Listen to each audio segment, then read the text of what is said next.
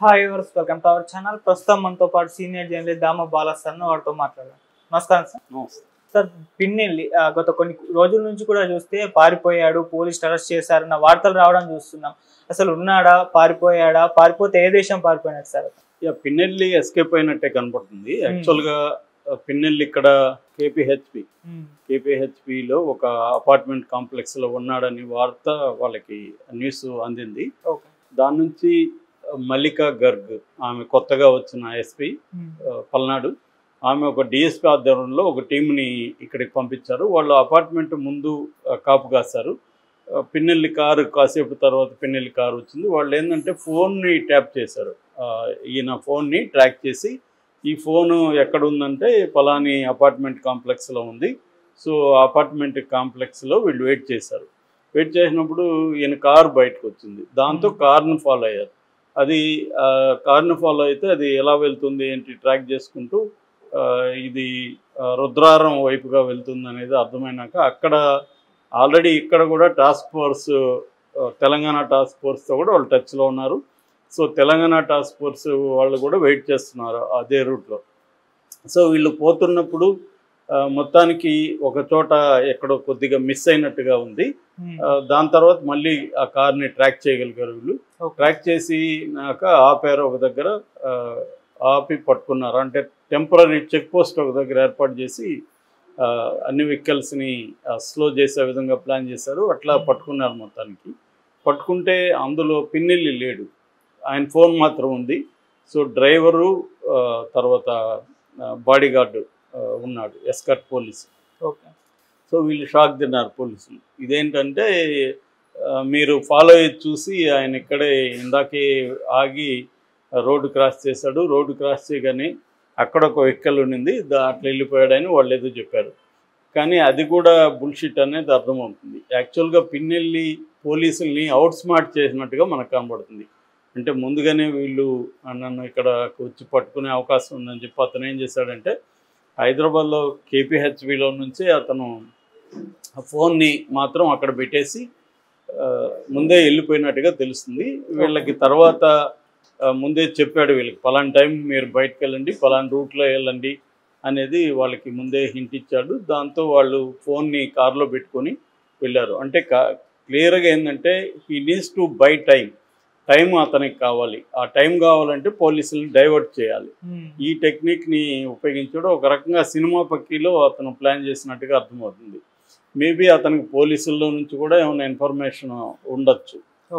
ఎందుకంటే 4 సార్లు అక్కడ ఎమ్మెల్యేగా గెలిచాడంటే అతనికి పోలీసు నెట్వర్క్లో కూడా ఉంటుంది. పైగా మొన్నటి వరకు వాళ్ళ గవర్నమెంటే ఉంది కాబట్టి ఆయనకి ఉండే అవకాశం ఉంటుంది. నాకు తెలిసి సమ్ పోలీస్ ఇన్ఫర్మేషన్ లేకుండా కూడా ఆయన ఎస్కేప్ అయ్యేది అంత ఈజీ కాదు. సో ఇది ఎప్పుడైతే న్యూస్ వచ్చిందో ఆయన ఇమీడియట్గా ఆ వీడియో ఎప్పుడైతే బయటకు వచ్చిందో ఆయన ఎస్కేప్ అయినట్టు తెలుస్తుంది. సో ఒక్క సోర్స్ ఏంటంటే ఆయన తమిళనాడుకు వెళ్ళాడని, అక్కడి నుంచి ఆయన షిప్లో బయలుదేరి వెళ్ళబోతున్నాడు శ్రీలంకకి అని ఒక ఇది. రెండో కథనం ఏమంటే ఆయన ఆల్రెడీ గోవాకి చేరుకున్నాడు రోడ్డు మార్గంలో. సో గోవా నుంచి ఆయన దుబాయ్కి కానీ అట్లా వెళ్ళే అవకాశం ఉంది అనేది. ఏదేమైనా ఆయన విదేశాలకు, అది కూడా అంటే ఆయన మీద లుకౌట్ నోటీసులు జారీ చేశారు. బట్ ఎయిర్పోర్ట్ ద్వారా కాకుండా వేరే షిప్ కానీ ఇట్లా మార్గాల ద్వారా కొన్నిటికి, ఇప్పుడు ఫర్ ఎగ్జాంపుల్ నేపాల్ లాంటి దేశాలకు వీసా అవసరం లేదు, అలాంటి కంట్రీస్కి వెళ్ళే అవకాశం కూడా ఉంది. వాళ్ళైతే ఇక్కడ హైదరాబాద్లో ఉన్న బంధువుల ఇళ్లలో అంతా కూడా చెక్ చేస్తున్నారు. ఒకవేళ ఆయన విదేశాలకు వెళ్ళినట్టుగా నమ్మించి హైదరాబాద్లోనే ఉన్నాడా, ముఖ్యంగా మహబూబ్ నగర్లో వాళ్ళ ఏరియా వాళ్ళు సెటిల్ అయినట్టుగా చెప్తున్నారు.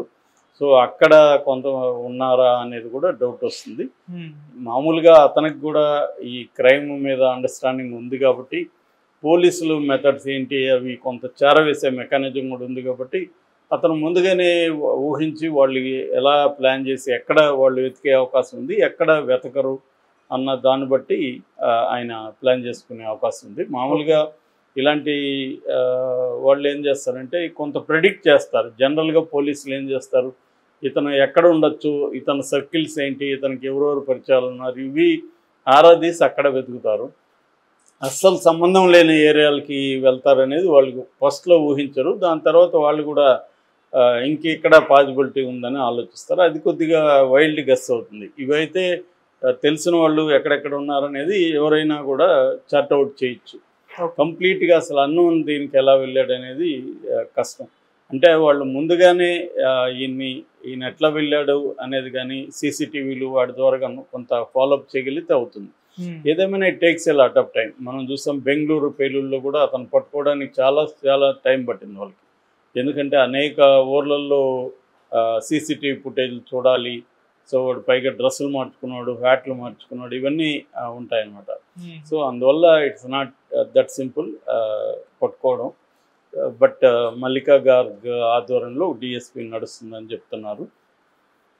ఇక అది బేసిక్గా. అయితే దీని మీదనే కొన్ని విషయాలు ఇప్పుడు బయటకు వచ్చాయి. అదేంటంటే ఆల్రెడీ ఈయన ఎక్కడైతే దాన్ని ఈవీఎంలని ధ్వంసం చేశాడో ఆ పేట, సో ఆ పేట నియోజకవర్గంలో ఆల్రెడీ తెలుగుదేశం వాళ్ళు బయట గొడవలు చేసి రిగ్గింగ్ చేశారు. ఆ రిగ్గింగ్ చేయడం వల్లనే ఈయన కంప్లైంట్ ఇచ్చినా కూడా ఎలక్షన్ కమిషన్ పట్టించుకోలేదు. అందుకనే ఈయన ఇల్లు కొట్టాడు అనేది వైసీపీ వాళ్ళు ఆరోపిస్తున్నారు. సో అట్లా చేసినా కూడా రాంగే అవుతుంది. ఎందుకంటే ఒకవేళ రిగ్గింగ్ చేస్తే నువ్వు పోలీస్ కంప్లైంట్ ఇవ్వాలి, ఎలక్షన్ కమిషన్కి చెప్పాలి. వాళ్ళు పట్టించుకోకపోతే నువ్వు కోర్టుకు వెళ్ళాలి. కానీ వాళ్ళు పట్టించుకోలేదు కాబట్టి నేనే చేస్తాననేది రాంగ్. సో ఈయన ఆవేశంలో చేసినట్టుగా అర్థమవుతుంది. తెలుగుదేశం వాళ్ళు కూడా వైసీపీ వాళ్ళు కూడా వీడియో రిలీజ్ చేశారు. రెండోది వైసీపీ వాళ్ళు అడుగుతున్న ప్రశ్న ఏంటంటే ఈసీని ముఖ్యంగా ఈ వెబ్కాస్టింగ్ ఫుటేజ్ లోకేష్కి ఎలా జరిగింది? లోకేష్ ఎక్కడో అబ్రాడ్లో ఉన్నాడో అతనికి చేరి అతను దాంట్లో ఎక్స్లో ట్వీట్ చేశాడు. సో లోకేష్కి ఎలా జరిగింది? ఇది ఉండాల్సింది ఎవరి దగ్గర? ఎలక్షన్ కమిషన్ దగ్గర. సో అదొక ప్రశ్న. రెండో ప్రశ్న, ఇన్ని రోజులు ఎలక్షన్ కమిషన్ ఏం చేస్తుంది? అక్కడ రిగ్గింగ్ జరిగింది ఆ బూత్లో అని పిన్నెల్లి కంప్లైంట్ ఇచ్చాడు. అదే కాకుండా చాలా చోట్ల జరిగిందని పిల్లల్ని కంప్లైంట్ ఇస్తే మీరు పట్టించుకోలేదు. సో పట్టించుకోలేదు కాబట్టి గొడవలు అయినాయి. ఫస్టే పట్టించుకుంటే ఈ గొడవలు అయ్యేది కాదు. సో ఇప్పుడు ఎక్కువ మంది కూడా ఎలక్షన్ కమిషన్ మీదనే ప్రధానంగా ఆరోపణలు చేస్తున్నారు. ఈవెన్ తెలుగుదేశం కూడా ఎలక్షన్ కమిషన్ మీద ఆరోపణలు చేస్తుంది. అంటే క్లియర్గా వీళ్ళ నెగ్లిజెన్సు వెబ్కాస్టింగ్లో తెలిసినా కూడా వీళ్ళు పట్టించుకోకపోవడం అనేది తెలుస్తుంది. ఇక రీపోలింగ్ ఎందుకు చేయలేదు అనే దానికి నిన్న ఆయన ముఖేష్ కుమార్ మీద ఎక్స్ప్లెనేషన్ ఇచ్చాడు. ఆయన ఏం చెప్తున్నా అంటే దీంట్లో ఓట్లేమీ ధ్వంసం కాలేదు, కిందేసి కొట్టాడు కానీ ఓట్లే అట్లాగే ఉన్నాయి, అందుకని మేము రీపోలింగ్ చేయాల్సిన అవసరం లేదనేది ఆయన ఇచ్చిన ఎక్స్ప్లెనేషన్. కానీ వైసీపీ వాళ్ళు ఏమంటున్నారు, ఆల్రెడీ రిగ్గింగ్ జరిగిందని చెప్తుంటే రిగ్గింగ్ జరిగినప్పుడు రీపోల్ చేయాలి కదా, మీరు ఎందుకు చేయట్లేదు అనేది వైసీపీ వాళ్ళు అడుగుతున్న ప్రశ్న. ఓట్లు ఉండొచ్చు, ఆ ఓట్లు రిగ్గింగ్ ఓట్లు అనేది పిన్నెల్లి ఆల్రెడీ కంప్లైంట్ ఇచ్చాడు, దాన్ని ఎందుకు మీరు పట్టించుకోవట్లేదు? సో అవన్నీ పట్టించుకొని ఉంటే ఆ ఫుటేజ్ అంతా మీరు చూశారు కాబట్టి మీరు అప్పుడే కానీ వాళ్ళని అరెస్ట్ చేస్తుంటే ఇంత గొడవలు జరగవు అనేది చెప్తున్నారు. ఇంకొక వెర్షన్ ఏమొచ్చిందంటే అక్కడ శేషగిరిరావు టీడీపీ పోలింగ్ ఏజెంటు, అతను అడ్డుకున్నాడు, ఆ విజువల్ కూడా ఉంది. అతన్ని తర్వాత బయటకు వచ్చి కొట్టారని అతను తలకు దెబ్బ తగిలి ఆ విజువల్స్ అంతా కూడా పెట్టారు. అతను కూడా నేను ఇంటర్వ్యూ ఇచ్చారు. ఇతను ఆల్రెడీ 2 సార్లు లోపలికి వచ్చాడు, 3వ సారి ఇది చేశాడు అని చెప్తున్నారు. సో ఇక్కడ ఏంటంటే ఎవరు చెప్పేది కూడా సమగ్రంగా కనిపించట్లేదు. వీళ్ళ వైపు నుంచి జరిగిన తప్పుల్ని దాచుకోవడం అనేది రెండు వైపుల పార్టీలు చేస్తున్నాయి. తెలుగుదేశం బయట వీళ్ళు గొడవలు చేస్తారా లేదా అనే విషయం వీళ్ళు కన్ఫర్మ్ చేయట్లేదు, లేదనేస్తున్నారు. సో మనం చూసినప్పుడు ఇరువైపులా గొడవలు జరిగాయి. కొన్ని చోట్ల తెలుగుదేశం వాళ్ళు కూడా రిగ్గింగ్లు చేశారు, వీళ్ళు కూడా బయట నుంచి వెళ్ళి అక్కడ రెచ్చగొట్టిన సందర్భాలు కూడా కనబడుతుంది. ఈరోజు కూడా దేవినేని ఉమాని, కొల్లు రవీంద్ర వీళ్ళని అవసరస్తులు చేసింది ఈసీ. దీనికి కారణం అంటే వీళ్ళు మాటికి వెళ్ళడం, రెచ్చగొట్టడం, ఈ కార్యక్రమాలు చేస్తున్నారు. సో క్లియర్గా రెండు వైపుల నుంచి తమ శ్రేణుల్ని రెచ్చగొట్టే కార్యక్రమం ఇది ప్లాన్డ్గానే చేస్తున్నారు.